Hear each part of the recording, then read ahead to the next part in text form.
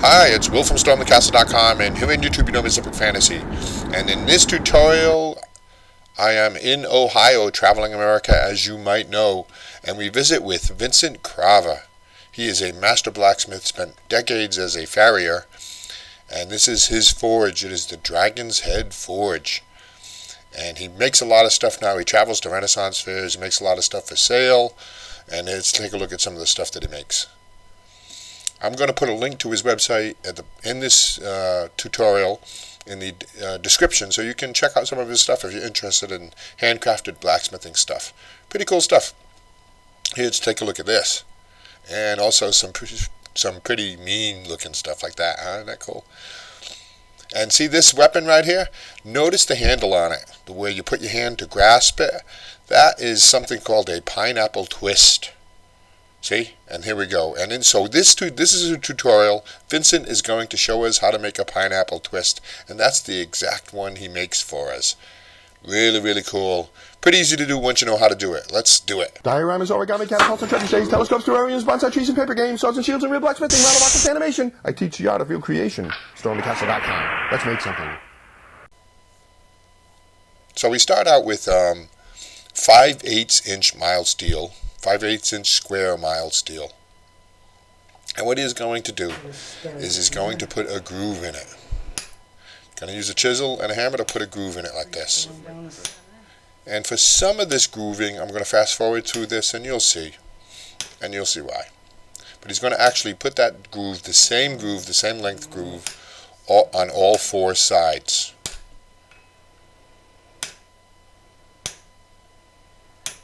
That's where I'm going to go with those. So what we'll do is we'll take this out. Go right about there. We'll go ahead and mark the other edges. So now he wants the groove to be the same length on all four sides. So what he's going to use a punch here to mark the other three sides so he knows how long to make the groove. He's just creating a mark so he can see where to groove it from the mark to the mark.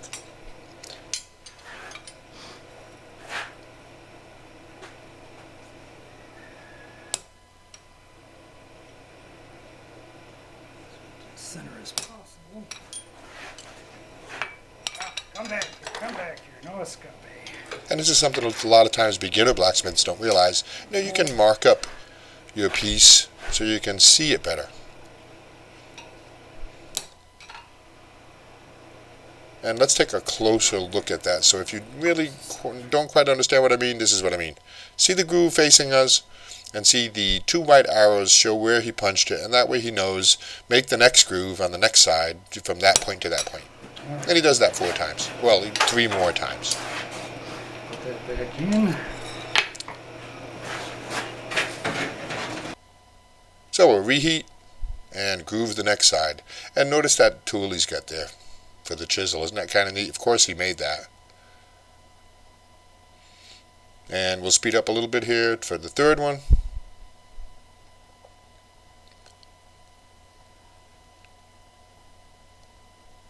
And I got to see what pictures I have for that hold down he's got. Isn't that great, that spring-loaded hold down?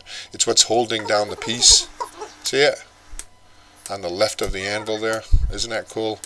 I got to see. If I get pictures of it, I'll post them to my website so you can see that. It's really, really very clever and very useful, as you can see. Now Vincent's got some pretty cool tools, and I'll show you another one that he made when it comes to twisting this piece. So, and that's a common theme with blacksmiths is, it's the only profession where you can make your own tools. And it's it. So now he's done a nice groove on all 4 sides, and he's going to put it in the vise and twist it. And notice the direction he's twisting it. As you look, if you were to look down on the piece, it's a clockwise twist, and he does it 1.5 revolutions. There's the half. That's 1.5 right there. So a clockwise twist, 1.5 revolutions. And you're going to straighten it out a little bit, and notice he's using a brass hammer There's another nice little tip for you. That enables you to, work on your steel, but not distort it too much. A brass hammer is much more gentle on steel.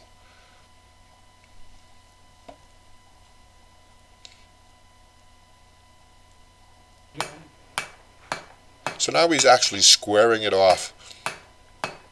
It's got grooves in it. It's got a twist in it, a 1.5 revolution twist in it. He's going to square it off, and he's going to use a tool called a flatter. If you're not familiar with that, you'll see, and you'll understand why it's called a flatter. But he's going to, square it off really nice back to square again, but it's still going to maintain the twist and the grooves. So there we go. There's the flatter. So you put the flatter on the piece, and you hit that with the hammer. It's a very, very useful tool that every blacksmith has. So he flips it over and he does it again to flat the other two sides. And if you're not familiar with blacksmithing, whenever you hit the piece, it's actually two actions are happening. You're flattening the top and you're flattening the bottom because it's striking the anvil. See, doesn't that look good? So, right now we've got a twist, but it's not a pineapple twist. Peel off your piece. Now what we're going to do is we're going to recrease it. So what he's going to do is reheat multiple times, always reheating as he needs to, and he's going to reestablish those grooves through the whole work. Not just the high points, the whole thing. So he does this same process again 4 times. And there are no... Look at that, isn't that beautiful? I love that hold down. Hey, if you make a hold down like that, send me a picture. I'll be sure to forward it to Vincent so he knows. I think he told me he got that idea from another blacksmith.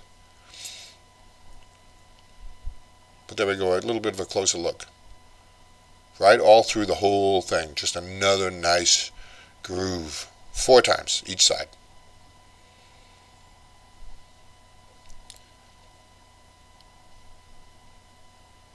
So now all we have to do now is finish it off, and it's almost like magic. Oh, wait a minute, I'm sorry, one more set of grooves.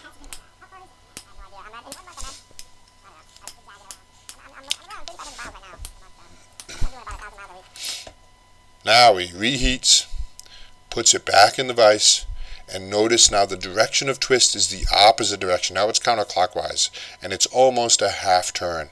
But he says, you should look at it very carefully and turn it as much as needed to get the pineapple twist to look right. So he didn't quite do a half revolution there. Close to it. He eyeballed it to see what he needed. And that's it. And I get a little bit of footage here if you want to watch as that steel is cooling, which is kind of neat how it goes through its changes. See how it's cooling? And you start to, with the camera it's difficult to see the twist, the pineapple, the details of it, but as it's cooling, the details start to show for us.